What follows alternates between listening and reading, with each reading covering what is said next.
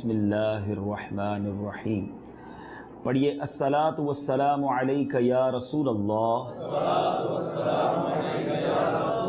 وعلی آلک و اصحابک یا حبیب اللہ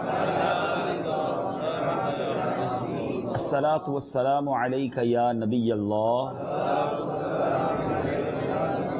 وعلی آلک و اصحابک یا نور اللہ۔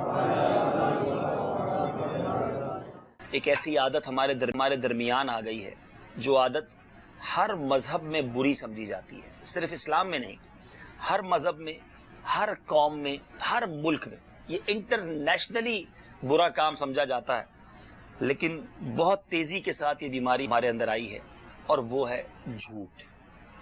جھوٹ جو ہے یہ دنیا کا ہر مذہب برا کہتا ہے اسے، دنیا کی ہر قوم میں یہ برا سمجھا جاتا ہے، اور اسلام میں تو اس قدر اس کی یوں سمجھیے مذمت ہے۔ سرکار علیہ الصلوۃ والسلام سچے آقا، ہمارے آقا کی تعلیمات سچی، مگر آج مسلمان بہت دھڑلے سے جھوٹ بولتا ہے، کاروبار کرنے والا، دوستوں میں بیٹھنے والا، ویسے ہی بزرگ بیٹھے، پہلے زمانے میں لوگ کبھی کبھی جھوٹ بولتے تھے، اب ایسا لگتا ہے کبھی کبھی سچ بولتے ہیں۔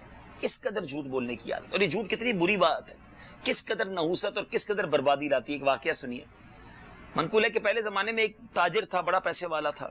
آج کل ہم نوکر رکھتے ہیں، پہلے لوگ غلام رکھتے تھے، غلام خرید لیتے تھے۔ بڑی ویل سیٹ لائف تھی، اس نے سوچا کہ گھر کے کچھ کام کاج کے لیے میں ایک نوکر خرید لیتا ہوں، غلام لے لیتا ہوں۔ غلام خریدنے گیا بازار میں، بڑا زبردست غلام نظر آیا، تو بیچنے والے نے کہا غلام تو بڑا اچھا ہے لیکن اس میں ایک برائی ہے۔ کہا کیا برائی ہے؟ کہا سستے میں دے دوں گا مگر یہ بندہ سال میں ایک دن جھوٹ بولتا ہے، پورے سال میں ایک دن جھوٹ بولتا ہے۔ اس نے سوچا ایک ہی دن جھوٹ بولتا ہے نا، باقی سال تو صحیح رہے گا، سستا بھی مل رہا ہے، خرید لیا۔ میاں بیوی میں بڑا پیار تھا، گھر بڑا سیٹ تھا، کام کاج بھی چلنے لگے، غلام خدمت بھی کرنے لگا۔ اب وہ دن آ گیا جس سال میں یہ جھوٹ بولتا تھا، پورا سال خدمت کی۔ اس دن اس نے کیا کہا اپنی مالکن کو کہ آپ کو پتا ہے آپ کا شوہر جو ہے وہ کسی اور کے چکر میں ہے، شادی کرنا چاہتا ہے دوسری، اور آپ اس کا خیال کریں۔ اس نے کہا اچھا ایسا بات ہے؟ کہا میں آپ کو اندر کی بات بتا رہا ہوں۔ کہا اچھا بتائیں اس کا حل کیا ہے؟ کہا آسان سا حل ہے، آپ اپنے شوہر کا ایک بال مجھے لا دیں گردن کے قریب کا، میں ایک ایسا تعویذ کروں گا کہ وہ آپ کا دیوانہ ہو جائے گا۔ کہا اچھا ٹھیک ہے، لیکن میں گردن کے پاس سے بال کیسے توڑوں گی؟ کہا آسان ہے، میں آپ کو اس طرح دے دیتا ہوں، آپ جب آقا رات کو سوئے تو اس کی گردن کے پاس سے بال کاٹ لینا۔ کہا اتنی سی بات ہے؟ کہا اتنی سی بات ہے۔ کہا ٹھیک ہے۔ تو اسی وقت وہ آقا کے پاس گیا اور جا کر کہا پتہ ہے آپ کی بیوی جو ہے نا وہ کسی اور گڑبڑ چکر میں ہے اور آپ کو مارنا چاہتی ہے۔ کہ میری بیوی اتنا پیار کرنے والی؟ بولا ہاں، آج رات کو اس طرح لے کر آئے گی آپ کی گردن کاٹنے، سوئیے گا نہیں، تیار رہیے گا ورنہ گئے آپ دنیا سے۔ اب جب کسی کو ایسی خبر سنا دے تو کس کو نیند آنی ہے؟ وہ ساری رات کروٹیں بدل کے انتظار کرتا رہا۔ برابر رات میں اس کی بیوی اندھیرے میں آئی اور ہاتھ میں اس طرح بھی تھا، اور گردن تک اس طرح لے گئی۔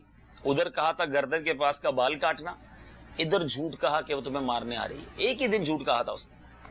اب آقا نے دیکھا ہے تو مجھے مارنے ہی آئی، واقعی صحیح کہہ رہا تھا غلام۔ اسی عورت کے ہاتھ سے اس طرح لیا، اپنی محبت کرنے والی، اپنے پیار کرنے والی بیوی کا گلا کاٹ دیا۔ بیوی ادھر ہی مر گئی، شوہر کو پولیس پکڑ کے لے گئی اور شوہر کو بھی پھانسی چڑھا دیا گیا۔ میاں بیوی دونوں دنیا سے چلے گئے، ہنستا بستا گھر برباد ہو گیا۔ یہ حکایت، یہ روایت ہم سب کے لیے کتنی بڑی عبرت ہے۔ ایک دن جھوٹ، گھر برباد ہو گیا۔ اور آج یہ وبا ہے، دوستیاں توڑوا دی جاتی ہیں، فیملیاں توڑوا دی جاتی ہیں، اس کی لگائی اس کی بجھائی۔ یہ جو چغل خور ہے نا، اس کو حدیثوں میں محبتوں کا چور کہا گیا۔ یہ محبتیں کاٹنے والے لوگ ہوتے ہیں۔ سرکار دو عالم صلی اللہ تعالی علیہ وسلم کا فرمان، جب کوئی بندہ جھوٹ بولتا ہے تو اس کے منہ سے ایسی بدبو نکلتی ہے کہ فرشتہ 1 میل دور چلا جاتا ہے۔ بہت سارے لوگ ملتے ہیں، یار کاروبار صحیح نہیں چل رہا، فیملی میں جھگڑے ہیں، بیماریاں دور نہیں ہو رہی، تو ذرا غور کریں کہ جھوٹ بول بول کر ہم نے رحمت کے فرشتے ہی دور کر دیے تو ہمارے مسئلے کیسے حل ہوں گے؟ اور یاد رہے، بڑی خوبصورت بات علماء لکھتے ہیں، جھوٹ جو ہے نا، جھوٹ بولنے والا وہ مضطرب رہتا ہے، ٹینشن میں رہے گا، پریشان رہے گا، اور سچ بولنے والا ہمیشہ پرسکون رہے گا، بلکہ سچے کا چہرہ ہی بڑا بتا دیتا ہے، یہ اطمینان بخش چہرہ ہوگا۔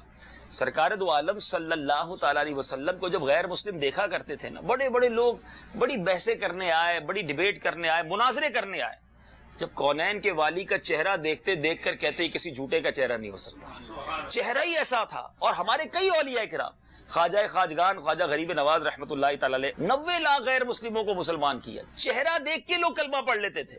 تو سچا جو ہوگا نا اس کا چہرہ بتا دے گا، اس کے چہرے پر نور، اطمینان، سکون، ویری پیسفل.